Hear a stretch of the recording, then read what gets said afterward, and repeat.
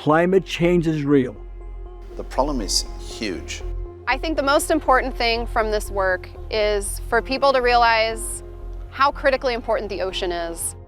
Carbon capture is a complement to decarbonization. Both have to go hand in hand. It's just satisfying just to see things moving along now versus talking about them.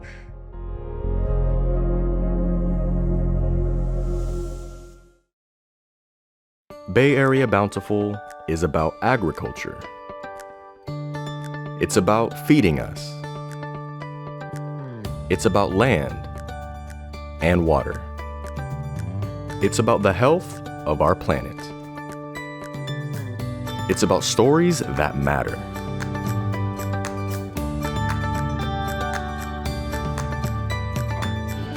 Bay Area Bountiful. Cultivate, celebrate, connect. Bay Area Bountiful is made possible in part by Rocky the free-range chicken and Rosie the original organic chicken. The Sonoma County Agricultural Preservation and Open Space District, Made Local Magazine and Sonoma County Go Local, and through the generous support of Sonoma Water.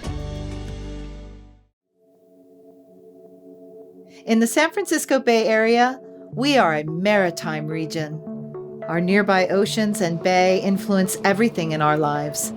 The air we breathe, the water we drink, and sometimes even the weather that leads to droughts and floods.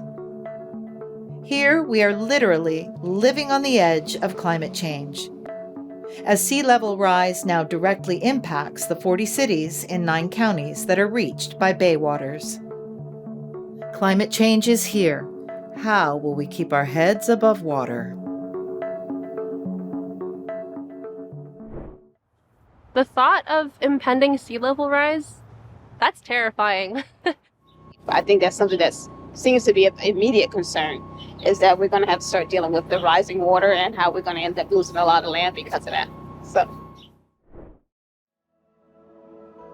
The wide open waters of San Francisco Bay become shallow at its southern edge, where rich marshlands once thrived. Embarking from the Alviso Slough boat ramp on summer afternoons at high tide, Santa Clara County Parks conducts sightseeing tours of this little-known waterway and educates the public about current challenges. We add carbon dioxide to the atmosphere, which traps heat, warms and expands ocean water, causing sea levels to rise in San Francisco Bay. And that's important because the community of Alviso sits 13 feet below sea level. Visible from our parking lot for the next several years will be the construction that you see called the South Shoreline Project. And they are constructing a levee from Alviso Marina to Coyote Creek. The purpose of the levee is to protect from coastal flooding and sea level rise. Construction of the new levee is overseen by the U.S. Army Corps of Engineers. Obviously, the South San Francisco Bay shoreline is very vulnerable to future sea level rise.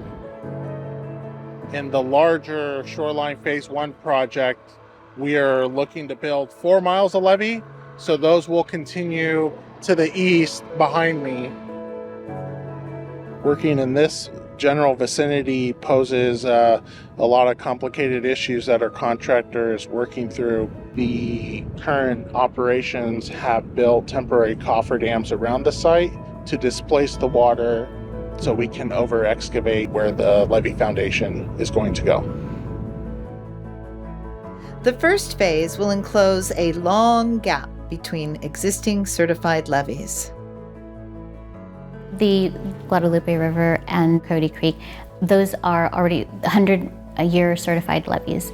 And so by construction of the Shoreline Phase 1 project, we'll be able to connect that and meet that to provide for that coastal storm risk management. The flood risk management includes constructing engineered levees to 15.2 feet high. Benefiting is definitely the Santa Clara San Jose Regional Wastewater Facility.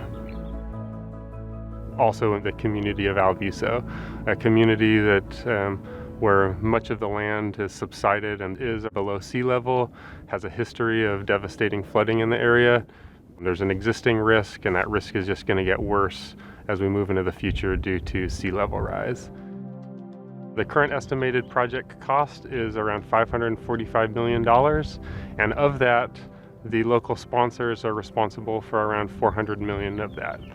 And so our local partners on this project are the California Coastal Conservancy, the U.S. Fish and Wildlife Refuge, and the Santa Clara Valley Water District. One longtime Valley Water Board member is also a native of Alviso, with deep roots in the community.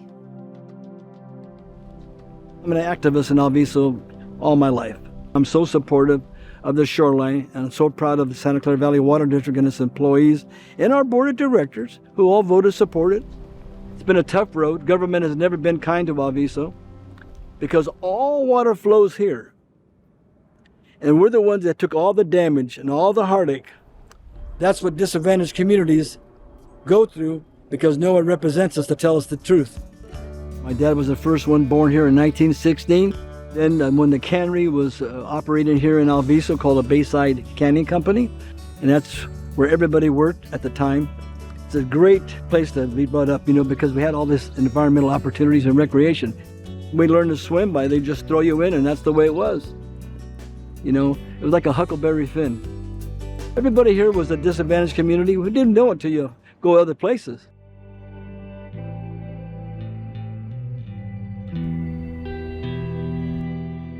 So anyway, we have a history of flooding. I've lost everything I own in our family, 56, 58, 83.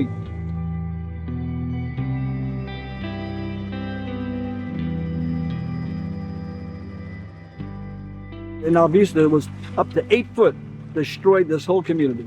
It was gone. That's why today you have to build 13 feet high with the FEMA requirements.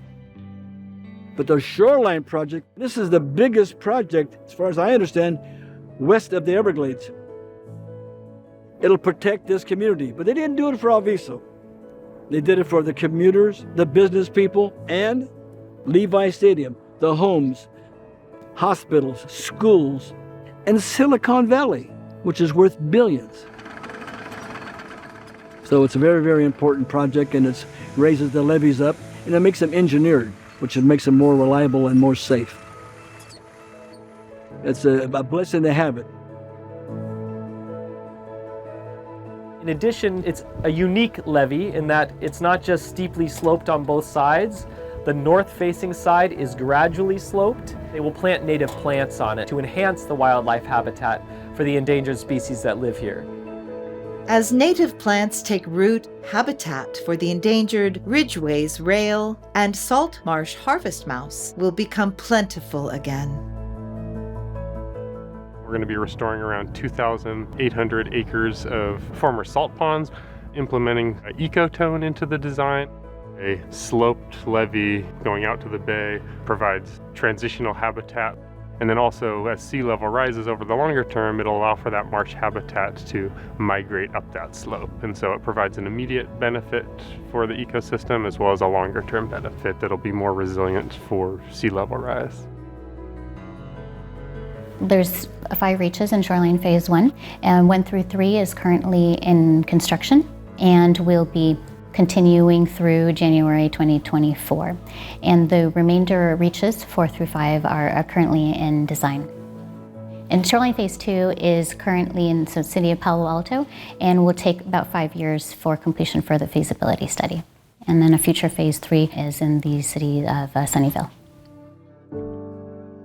It's going to take 15 years to have the flood risk management and the ecosystem restoration completed, as well as another 10 years beyond that for making sure that the habitat's forming in the way it needs to.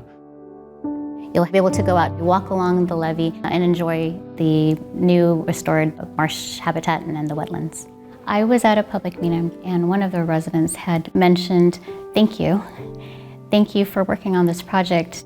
And by seeing this project come through, we won't have to worry about floods. And just hearing that is why I do this job.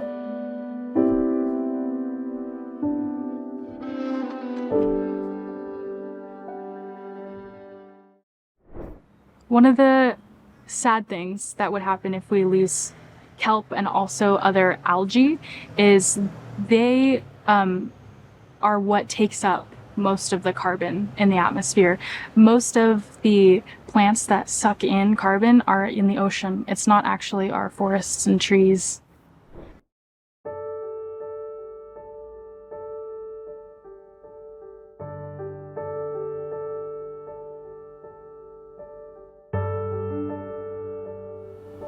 Where we are, Greater Farallones National Marine Sanctuary, this is a federal marine protected area, part of NOAA's Office of National Marine Sanctuaries, and we're a system of federal marine protected areas that protect some of our nation's most prized underwater jewels, both fresh and marine water areas. And the Greater Farallones National Marine Sanctuary is one of the most productive areas on the West Coast. We have incredible fisheries and marine life, from the tiny microscopic plankton all the way up to seabirds and whales and white sharks.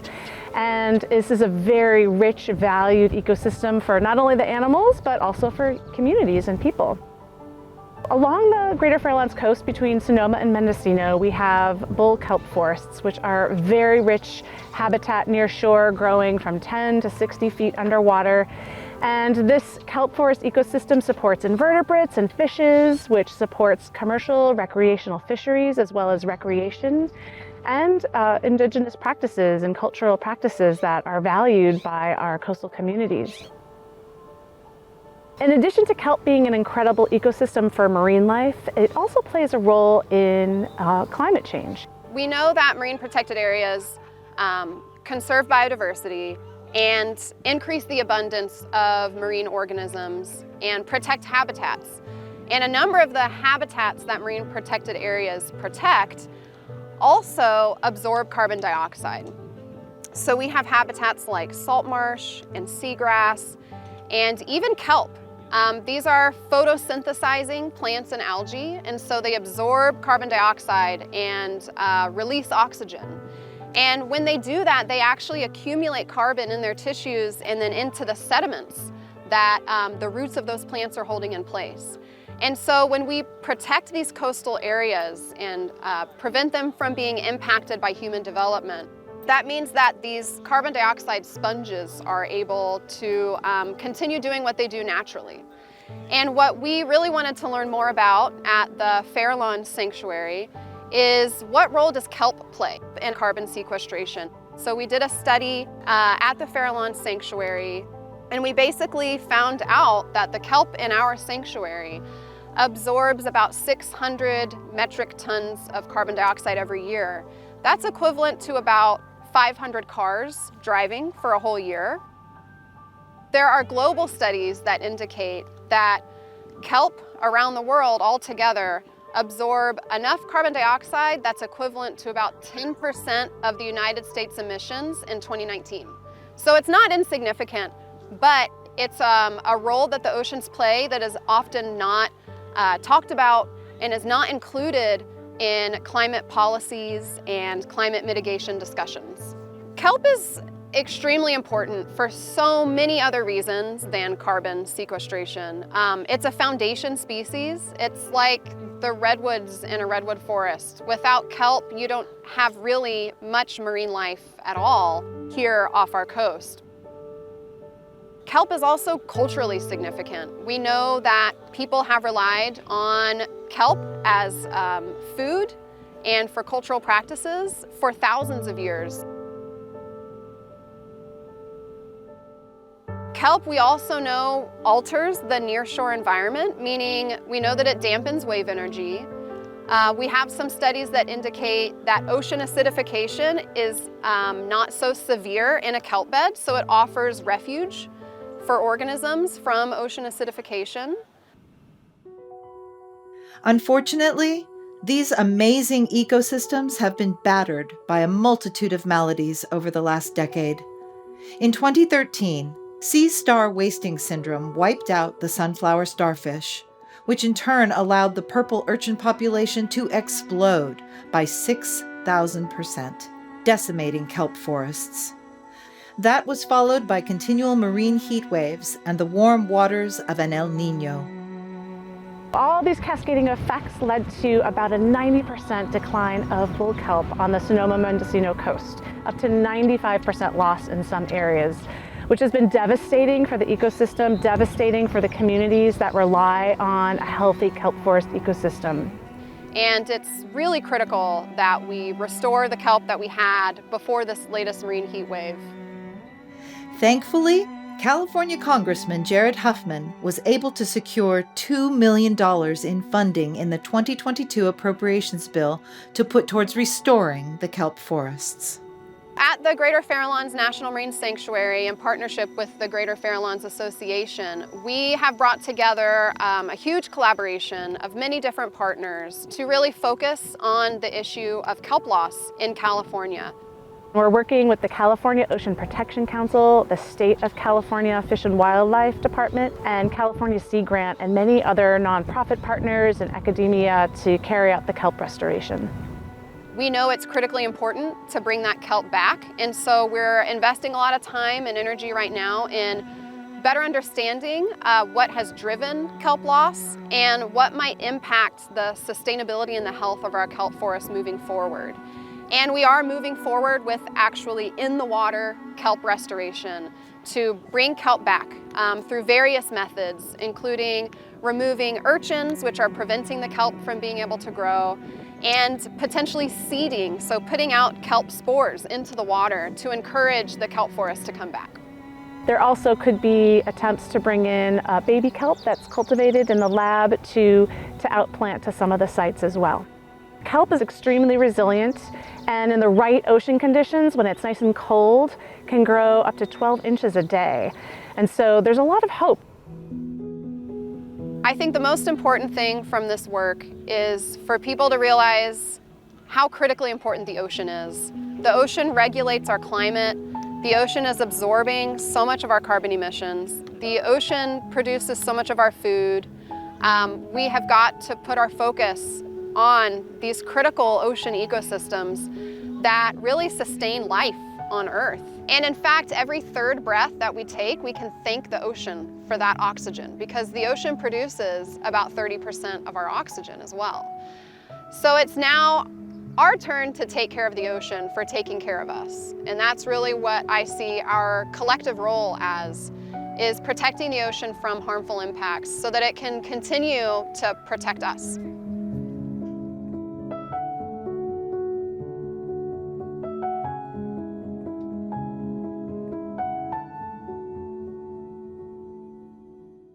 So in terms of thinking about the future, I think about supporting initiatives and companies which are investing in technologies, initiatives to support the reduction of climate change.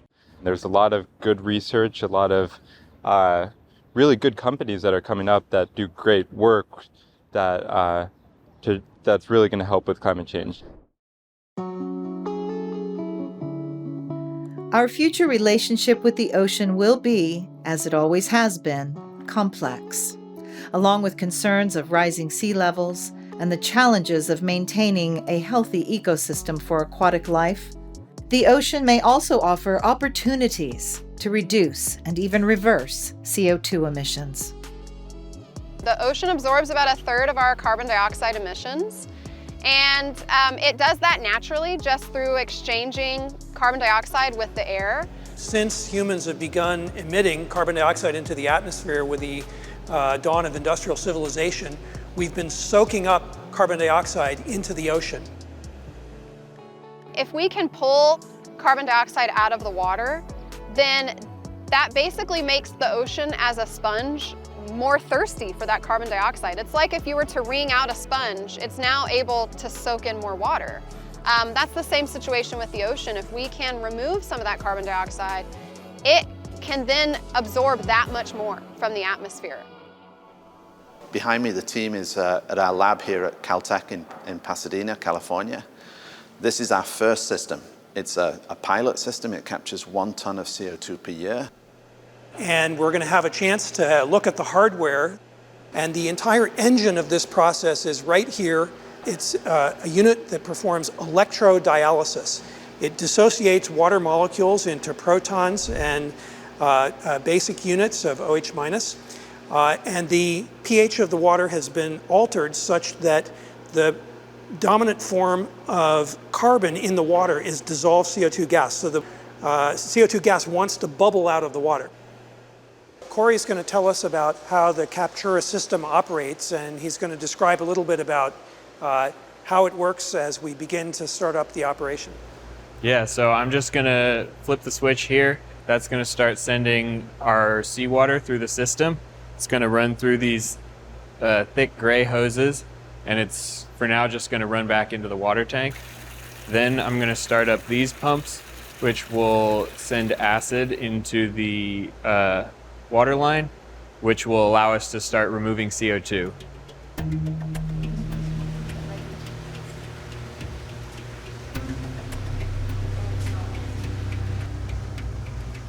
Look okay?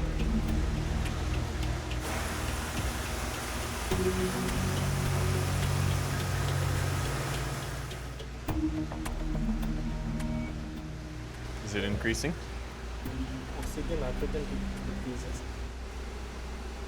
We're seeing the flow rate of gas coming out of the second pump increasing, which means that we're getting more CO2 out of the water, which means the acid is doing the trick. Oxygen, nitrogen, here's carbon dioxide. So that's our CO2 extraction peak right there.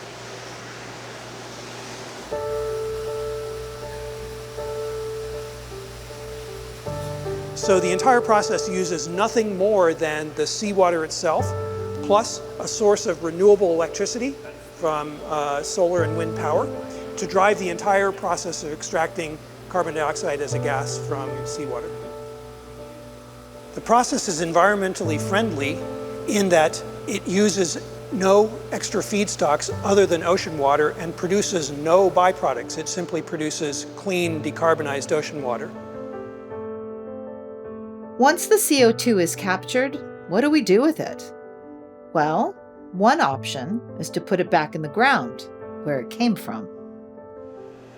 We have reservoirs in geological strata around the world that are more than enough, more than large enough to sequester the CO2 that we capture. It's simple physics. We can simply put back into these reservoirs what we took out of it. Here in the lab, we'll be building a 100-ton system which will capture 100 tons of carbon dioxide per year. That'll be operating later this year. But to make the scale large enough to reach the relevance for mitigation of the climate emergency, we need to go to the megaton and then to the gigaton scale. In the next couple of months, we're going to be taking this down to the ocean at Newport Beach in California, where Caltech has a facility. We'll put the Captura system on a raft. We'll power it using renewable electricity from the solar panel that we have here. And then we'll start pulling in ocean water on a continuous basis, running it through our process. That'll be our first chance to really be out in the ocean, where there's day-to-day variability in the ocean currents, variability in the amount of solar energy that's collected. So we'll be able to see how the system operates on a day-night cycle over many days. So that'll be very exciting to see how things operate really on the water.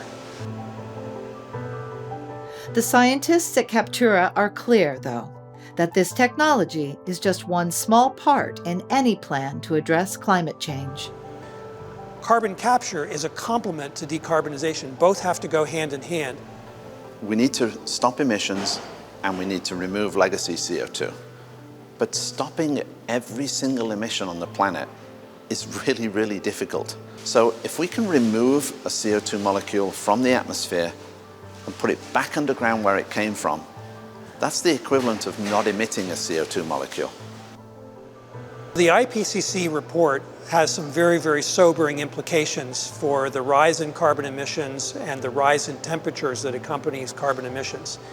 And I think it's fair to say that it is probably not possible to achieve the goals that the IPCC report sets out in the next 5 years or so. Longer term, though, I'm optimistic that we can draw down carbon dioxide in the atmosphere on a longer time scale that will bring us back into the realm that's specified and forecast in the IPCC report. When I was starting out in science as a graduate student, the world had approximately 1 megawatts worth of solar generating capacity. And today, this month, the world has just approached its first terawatt of solar power generating capacity, which is 1 billion times larger than when I was a student. So we've seen an example in the solar power field of tremendous scaling from the lab scale, from a tiny scale which wasn't significant for energy generation, all the way up to being a major contributor to the future energy supply. If we can grow carbon capture with a similar growth trajectory, we can, in another generation, make carbon capture on the scale for climate relevance possible. Let me say one thing here, which is that it's my generation that got us into this mess, and it is the next generation of young scientists, engineers, technologists, industrialists, investors who are going to be needing to lead the way.